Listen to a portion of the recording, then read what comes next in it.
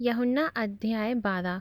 फिर यीशु फतह से 6 दिन पहले बेतनिया में आया, जहाँ लाजर था जिसे यीशु ने मरे हुओं में से जिलाया था।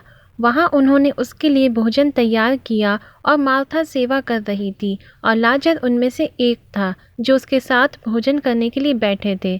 तब मरियम ने जटामासी का आध सेर बहुमूल्य इत्र लेकर यीशु के पाँव पर डाला और अपने बालों से उसके पाँव पोंछे, और इत्र की सुगंध से घर सुगंधित हो गया।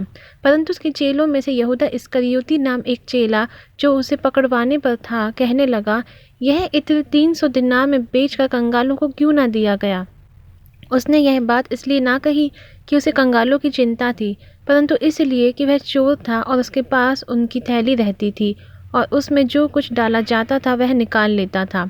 यीशु ने कहा, उसे मेरे गाड़े जाने के दिन के लिए रहने दे, क्योंकि कंगाल तो तुम्हारे साथ सदा रहते हैं, परंतु मैं तुम्हारे साथ सदा ना रहूँगा।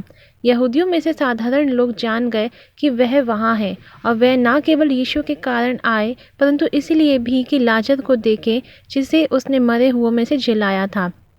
तब महायाजकों ने लाजर को भी मार डालने की सम्मति की, क्योंकि उसके कारण बहुत से यहूदी चले गए और यीशु पर विश्वास किया। दूसरे दिन बहुत से लोगों ने जो पर्व में आए थे, यह सुनकर कि यीशु यरूशलेम में आता है, खजूर की डालियां ली और उससे भेंट करने को निकले और पुकारने लगे कि होशन्ना, धन्य इज़राइल का राजा जो प्रभु के नाम से आता है। जब यीशु को एक गदहे का बच्चा मिला तो उस पर बैठा, जैसा लिखा है कि हे सिय्योन की बेटी, मत डर, देख तेरा राजा गधे के बच्चे पर चढ़ा हुआ चला आता है।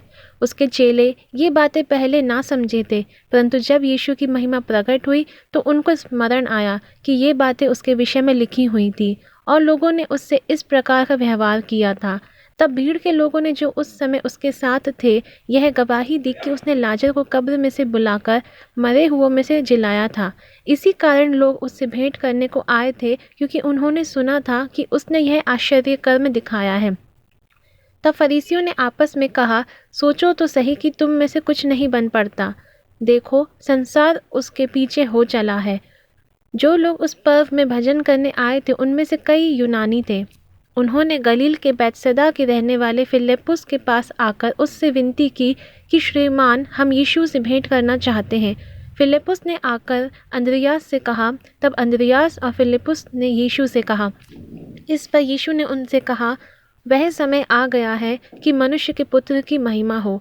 मैं तुमसे सच सच कहता हूँ कि जब तक गेहूं का दाना भूमि में पड़कर मर नहीं जाता, वह अकेला रहता है, परंतु जब मर जाता है तो बहुत फल लाता है। जो अपने प्राण को प्रिय जानता है, वह उसे खो देता है, और जो इस जगत में अपने प्राण को अप्रिय जानता है, वह अनंत जीवन के लिए उसकी रक्षा करेगा। यदि कोई मेरी सेवा करे तो मेरे पीछे हो ले, और जहाँ मैं हूँ वहाँ मेरा सेवक भी होगा। यदि कोई मेरी सेवा करे तो पिता उसका आदर करेगा। जब मेरा जी व्याकुल हो रहा है, इसलिए अब मैं क्या कहूँ। हे पिता, मुझे इस घड़ी से बचा, परंतु मैं इसी कारण इस घड़ी को पहुँचा हूँ। हे पिता, अपने नाम की महिमा कर।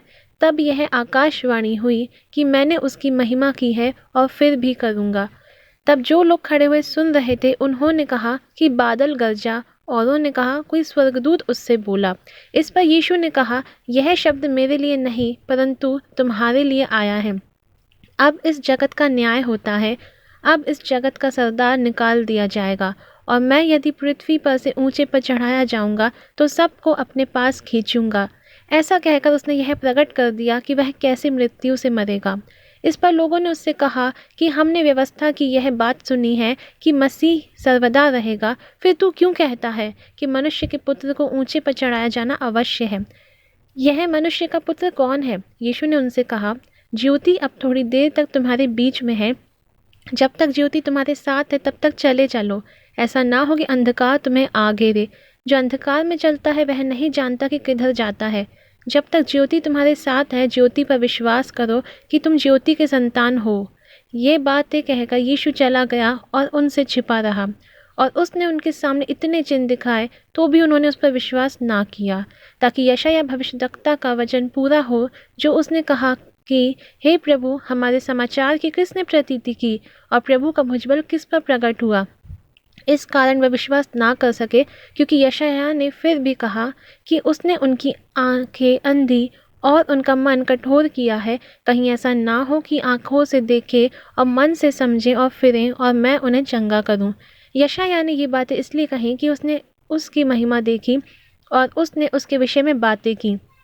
तो भी सरदारों में से भी बहुतों ने उस पर विश्वास किया, परंतु फरीसियों के कारण प्रकट में नहीं मानते थे, ऐसा ना हो कि आराधनालय में से निकाले जाएं, क्योंकि मनुष्यों की प्रशंसा उनको परमेश्वर की प्रशंसा से अधिक प्रिय लगती थी।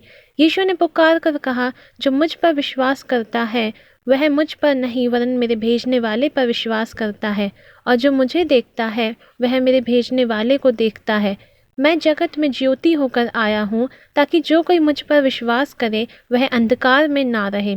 यदि कोई मेरी बातें सुनकर ना माने तो मैं उसे दोषी नहीं ठहराता, क्योंकि मैं जगत को दोषी ठहराने के लिए नहीं परंतु जगत का उद्धार करने के लिए आया हूँ। जो मुझे तुच्छ जानता है और मेरी बातें ग्रहण नहीं करता है, उसको दोषी ठहराने वाला तो एक है, अर्थात जो वचन मैंने कहा है वही पिछले दिन में उसे दोषी ठहराएगा। क्योंकि मैंने अपनी ओर से बातें नहीं की, परंतु पिता जिसने मुझे भेजा है उसी ने मुझे आज्ञा दी है कि क्या क्या कहूँ और क्या क्या बोलूँ। और मैं जानता हूँ कि उसकी आज्ञा अनंत जीवन है। इसलिए मैं जो बोलता हूँ वह जैसा पिता ने मुझे से कहा है वैसा ही बोलता हूँ।